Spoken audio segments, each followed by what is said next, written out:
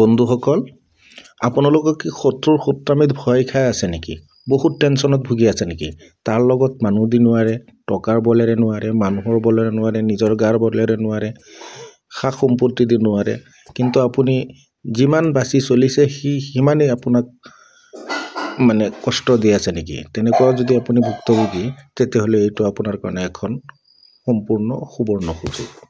আপুনি এই তাবিজটো মাত্ৰ 5টা কাগজৰ টুকুৰা ল'ব। 5টা কাগজৰ টুকুৰাত এই তাবিজটো লিখিব আৰু এই 5টা কাগজৰ টুকুৰাৰ পৰা 3টা টুকুৰা লৈ এই 3টা টুকুৰা আপুনি নদী বা বিলত পেলাই দিব, কিবা এটা কবজত ভৰাই মমবাতি দি বন্ধ কৰি, আৰু 2টা টুকুৰা আপুনি পানীৰ কলহৰ তলত নহয় বা ফিল্টাৰৰ তলত থৈ দিব। আৰু এই তাবিজটো লিখিবলৈ মোৰ অনুমতি লাগিব।